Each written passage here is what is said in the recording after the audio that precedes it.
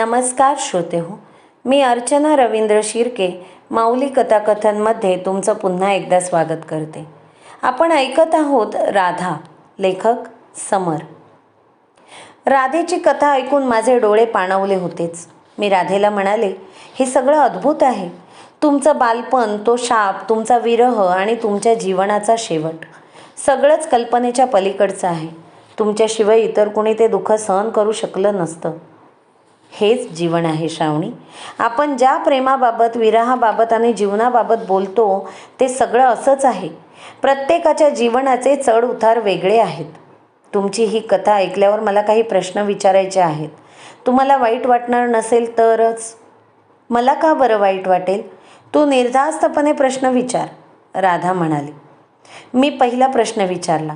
असूयेमुळेच तुम्हाला श्रीकृष्णांचा विरह सहन करावा लागल्याने पुन्हा तुमच्या मनात असूया आली नसेल हे मी समजू शकते. तुम्ही श्रीकृष्णांना जो अंतिम प्रश्न विचारला त्या प्रश्नात त्यांच्या पत्नीचा उल्लेख होताच. गोपिकांचं प्रेम कसं होतं हे तुम्ही सांगितलं, पण श्रीकृष्णांच्या अनेक पत्नींचं काय? तुमच्या मनात कुठेतरी तो विचार होताच. हो, तो विचार लपवण्याचं काही कारणही नाही. मनुष्य जन्मात माझी परिस्थिती वेगळी होती. गोलोकात असताना मी थेट श्रीकृष्णांना प्रश्न विचारण्यासाठी जाणार होते. इथे मनुष्य असताना मला काहीच करता आलं नाही. ते एका अर्थी बरं झालं. मी पुन्हा तीच कृती केली असती तर बहुधा पुन्हा अशा विरहाला सहन करावं लागलं असतं. माझ्या मनात याबाबत अनेक प्रश्न होते, पण मी ते प्रश्न विचारले नाहीत. माझ्यासमोर एक देवी उभी होती आणि त्याचं भान राखूनच प्रश्न विचारणं मला हितकारक वाटलं. मी म्हणाले, म्हणजेच विचार आपल्या मनात येत जात असतात. कोणत्या विचाराला किती महत्त्व द्यायचं ते आपण ठरवायचं असतं, असंच ना? हो, असं म्हणू शकतेस. अजून एक प्रश्न. बालपणी श्रीकृष्णांना त्यांच्या दैवी शक्ती वापरता आल्या. ते कोण आहेत हे सर्वांना आपोआपच समजलं, पण तुम्ही कोण आहात हे सगळ्यांना कालांतराने समजलं. एखाद्या व्यक्तीला असंही वाटलं असतं की आपणही आपल्या दैवी शक्तींच्या मदतीने समाजाची सेवा करावी. तुम्हाला तसं वाटलं नाही का? याचा पुसटसा उल्लेख मी मागेच केला आहे. श्रीकृष्ण त्यांच्या दैवी शक्तीने राक्षसांचा वध करण्यासाठीच पृथ्वीवर आले होते. मी त्या हेतूला साध्य करण्यासाठी इथे आले नव्हते. ते सज्जनांची रक्षा करत आहेत हे पाहून मला आनंद व्हायचा. अलौकिक कथा वेगळ्याच असतात. त्यांची आमच्यासारख्या सामान्य माणसांच्या कथांशी तुलना करता येत नाही, हेच खरं. तुम्ही सगळेच या कथांबाबत साकल्याने विचार करू शकता. माझी एकनिष्ठा, एकमेकांबाबत असलेला आदर आणि आमचं प्रेम तुम्हाला आवडलं तर तसं आचरणही करू शकता. हो, तुम्ही मला प्रेमाचे 9 पैलू सांगितले होते. विश्वास, संवाद, आदर, आनंद, संयम, तडजोड, विकास, आत्मीयता आणि क्षमा. हे सगळे मला तुमच्या कथेत दिसले. श्रीकृष्ण कुठेही गेले तरी तुमचं प्रेम कमी होणार नाही हा विश्वास तुमच्या नात्यात होता. तुम्ही एकमेकांसह गहन विषयांबाबतही बोलायचात. तुम्ही कधी एकमेकांचा अनादर केला नाही. तुम्ही एकमेकांसोबत किती आनंदी असता हे तुमच्याशी बोलून कोणालाही समजेल. तुम्ही संयमी असल्यानेच त्यांची प्रतीक्षा केली. श्रीकृष्णाशिवाय जीवन व्यतीत करावं लागेल आणि जीवनाच्या अंतिम क्षणीच त्यांची भेट होईल हे माहीत असूनही तुम्ही त्यांची प्रतीक्षा करत पर्णकुटीत राहिलात, ही तर सर्वात मोठी तडजोड होती. श्रीकृष्णाशी बोलून तुम्हाला ब्रह्मज्ञानही झाले. तो एक प्रकारे विकासच होता. तुम्हाला एकमेकांविषयी आत्मीयता वाटत होती हे सर्वश्रुतच आहे. अंतिमतः श्रीकृष्णाने तुमची क्षमाही मागितली. तुम्ही सांगितलेले 9 पैलू तुमच्या चारित्र्यात दिसले होते. याचाच अर्थ तू माझं प्रत्येक वाक्य तन्मयतेनं ऐकलं आहेस हे पाहून मला आनंद झाला. मीच तुमचे आभार मानायला हवे. मला आपल्या संभाषणातून नवी दिशा मिळाली. प्रेम काय आहे हे समजलं. प्रेम करणं ही एक कलाच आहे हे लक्षात आलं. या तत्त्वज्ञानानुसार मी माझ्या जीवनात बदल कसे करायचे याचाच विचार करत मी महाराष्ट्रात परते. माझ्या मनात अजूनही संभ्रम आहे. रोहितबाबत कोणता निर्णय घ्यावा हे मला अजूनही समजत नाही. या प्रश्नाचं उत्तर तुला लवकरच सापडेल. तू चिंतन कर. काही दिवस गेले तरी चालेल. एकदा निर्णय घेतला की त्या निर्णयावर ठाम राहा. हो, मला वाटतं की जेवढं बोलण्यासारखं होतं तेवढं बोलून झालं आहे. तू गुणी आहेस, विवेकी आहेस. तुला इतकाच उपदेश पुरे. राधा उठून उभी राहिली. मीही उभी राहिले. श्रावणी, तुला भेटून आणि तुझ्याशी बोलून मला खरंच आनंद झाला. देवी, ही भेट सदैव माझ्या स्मरणात राहील. मी न सांगता तुम्ही मला खूप काही दिलं आहे. मी राधेच्या चरणी डोकं ठेवलं. राधेने आशीर्वाद देत मला उठवलं. मला प्रेमपूर्वक आलिंगन दिलं. तो माझ्यासाठी एक सोनेरी क्षण होता. चिंता करू नकोस. आपण बराच वेळ एकमेकींशी बोललो असलो तरी तुझ्या खऱ्या जीवनात एक क्षणही पुढे गेला नसेल. तू वेळेत तुझ्या इच्छित स्थळी पोहोचशील. तू मला भेटलीस हे स्वप्न होतं की सत्य हे तुलाही कळणार नाही. मात्र मी जे सांगितलं ते तुला कायम स्मरणात राहील. तुझं कल्याण हो.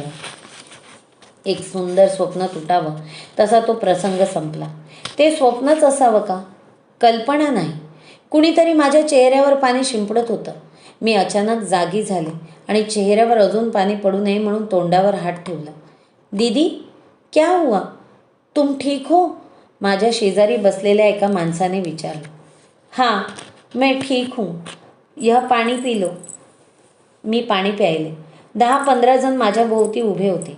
पाणी पिऊन मी उभी राहिले. थँक्यू भैया, आप सभी को धन्यवाद. मी शुद्धीवर आल्याचं पाहून ते सगळे आपापलं काम करण्यासाठी निघून गेले. मी घड्याळात वेळ पाहिली. खरोखरच मी राधेला भेटले. तीच वेळ घड्याळात दिसत होती. मी वेळेत रेल्वे स्थानकावर पोहोचू शकत होते. ती अवस्था विचित्रच होती. माझ्यासोबत जे घडलं ते खरं होतं की स्वप्नच होतं हे समजणं माझ्यासाठी अत्यंत महत्त्वाचं होतं.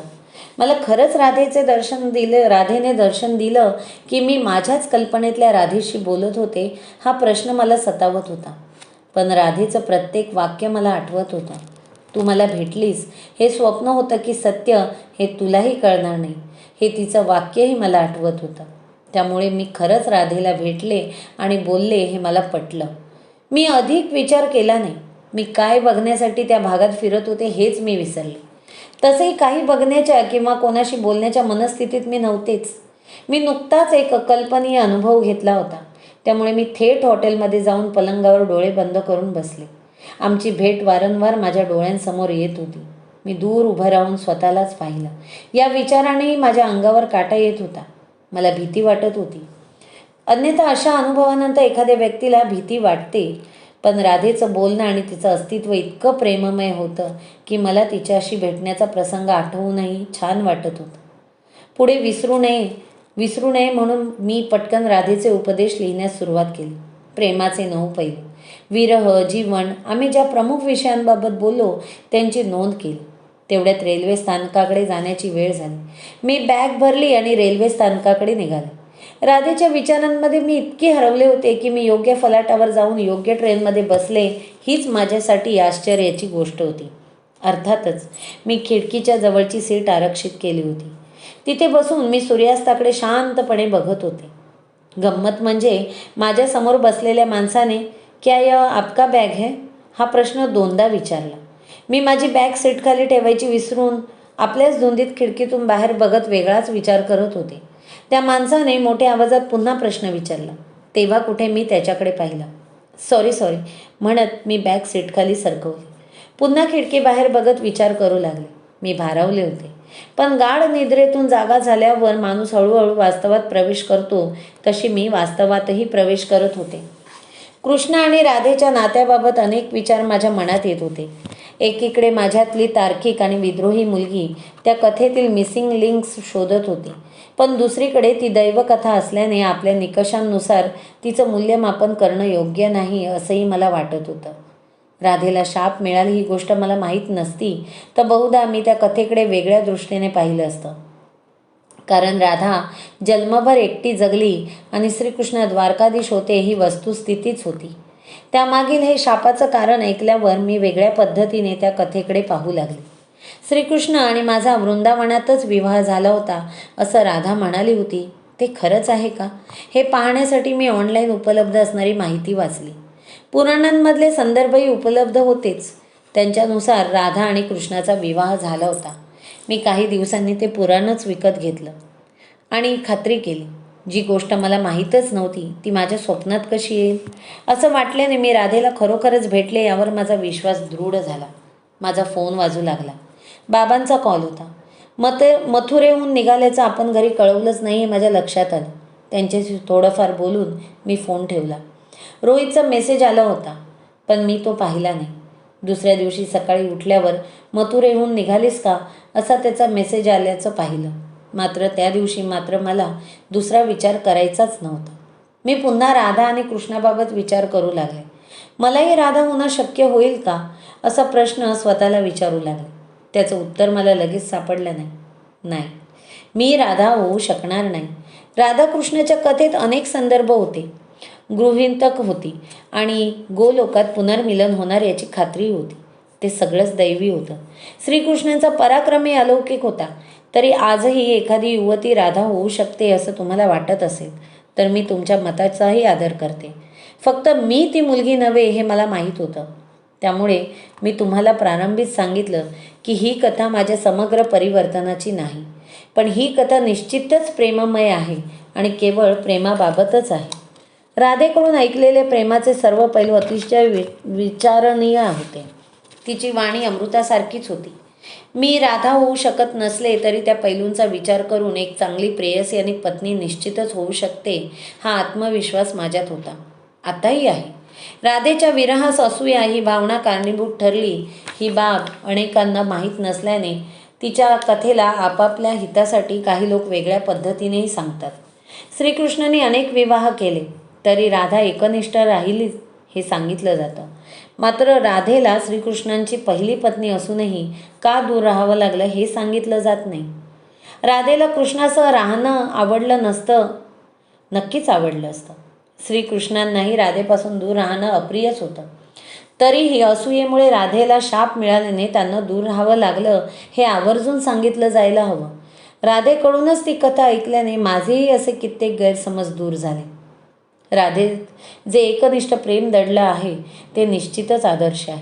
मात्र ते केवळ स्त्रियांसाठी आदर्श नसून पुरुषांसाठीही आदर्श आहे. तिची एकनिष्ठा, उत्कट प्रीती आणि क्षमाशीलता ही पती आणि पत्नीत असली तर ते नातं अतिशय सुंदर आणि आदर्शच ठरेल. राधा होणं सोपं नाहीच. इतिहासात अनेक विरह कथा प्रसिद्ध आहेत. अनेक स्त्री पुरुषांनी विरह सहन केला आहे, पण राधे इतका विरह कोणीही सहन केला नाही. त्यामुळे ती निश्चितच श्रेष्ठ ठरते. राधा जन्मभर तिच्या प्राणनाथाच्या प्रतीक्षेत जगत राहिली हे काही सोपं नाही. आजच्या काळातील मुलगी म्हणून विचार केला तर ते अशक्यप्रायच वाटतं. आजच्या मुलीने तसं करावं की करू नये याबाबत वेगवेगळी मतं असतील. राधेने तिला जे योग्य वाटत होतं ते केलं. समोरचाही माझ्यासारखंच वागत आहे का हे पाहून तिने स्वतःच्या आयुष्याला आकार दिला नाही हे मला सर्वात महत्त्वाचं वाटतं. अन्यथा बहुतांश वेळी आपण इतरांचं पाहून स्वतःला आकार देण्याचा प्रयत्न करतो. आपल्या आयुष्याची धुरा अप्रत्यक्षपणे इतरांच्याच हातात असते. राधा दुःखात जगली, पण तिने तिच्या जीवनावरच नियंत्रण सोडलं नाही. ती तिच्या पद्धतीने जगली. आपल्याला काय हवं आहे हे तिला पूर्णतः माहीत होतं. तिच्या विचारातील ही स्पष्टताही मला अनुकरणीय वाटली. मी सुद्धा आता तसं जगण्याचा प्रयत्न करते. माझा पती माझ्यावर किती प्रेम करतो हा विचार करण्याऐवजी मी त्याला किती प्रेम देऊ शकते याचाच विचार करते. अर्थात पती त्या प्रेमाला पात्र आहे म्हणूनच. पती किंवा पत्नी प्रीतीला पात्र आहेत की नाहीत हे कसं ओळखावं याबाबत राधेने तिचं मत व्यक्त केलं होतं. ते मी तुम्हाला सांगितलंच आहे. दुसऱ्या दिवशी सकाळी चहा घेतल्यावर मी माझा फोन पाहिला. रोहितचा मेसेज आला होता. हो असा रिप्लाय देऊन मी रोहितबाबत विचार करू लागले. त्याला काय पुढं सांगावं, पुढे काय करावं, मला लवकरच निर्णय घ्यावा लागणार होता. 24 तासांचा प्रवास झाल्यावर मी अंतिमतः माझ्या शहरात पोचले. घरी सगळे माझी वाट बघतच होते. मुलगी एकटी कशी जाईल, कशी येईल ही चिंता त्यांच्या मनात होतीच. मी एकदाची सुखरूप परतले हे पाहून त्यांची चिंता मिटली. आईने औक्षण केलं. मी हॉलमध्ये ठेवलेली बॅग बाबा माझ्या खोलीत घेऊन गेले. आजीने पहिला औपचारिक प्रश्न विचारला, कसा झाला प्रवास? अगं काय सांगू आजी, मी त्याच सगळ्या विचारांमध्ये हरवले होते. ते वृंदावन, ती मंदिर, ते घाट आणि ते वातावरण सगळंच असं रिफ्रेशिंग होतं. पहा, ही मुलगी अशीच विचारांमध्ये भरकटेल आणि कुठेतरी रस्ता चुकेल ही भीती माझ्या मनात उगाच नव्हती. मी तसं होऊ दिलं नाही. नीट घरी आले की नाही? हो, तुला काही होऊ नये म्हणून मी प्रार्थना करते, त्याचा हा परिणाम. बाबा, आजी कसं क्रेडिट घेते ते पहा. बाबा लगेच गमतीने माझी बाजू घेत म्हणाले, आई तू प्रार्थना करतेस ते चांगलंच आहे, पण माझी मुलगी व्यवस्थितपणे स्वतःला सांभाळू शकते याची मला खात्री आहे. आजी म्हणाली. तुझी मुलगी म्हणजे? माझीच नात आहे ती. शहाणी असणारच. आईने विचारलं. दुपारी रेल्वेतच जेवली असशील. भूक लागली असेल ना? चल, तुला जेवायला वाढते. हातपाय धुवून घे. थोड्या वेळाने जाते. इतक्या दिवसांनी घरात आले. निवांत बसू दे. जेवल्यावर निवांत बसून तुझ्याशी गप्पाच मारायच्या आहेत. तिकडे काय काय पाहिलंस ते सगळं सांग. आधी हातपाय धुवून घे. दिवसभर रेल्वेच्या डब्यात होतीस. आज अंघोळही झाली नसेल. अंघोळच करते, मग पटकन जेवून गप्पा मारायला बसू. तुम्हाला फोटोही दाखवायचे आहेत. मी माझ्या खोलीत गेले. मनात विचार आला की वृंदावनात काय घडलं हे मी यांना कसं सांगू. त्यांचा खरंच विश्वास बसणार नाही. त्यांनाही ते स्वप्नच वाटेल. त्यापेक्षा राधेची भेट झाली हे न सांगितलेलंच बरं. जेवून आम्ही मध्यरात्र होईपर्यंत गप्पा मारल्या.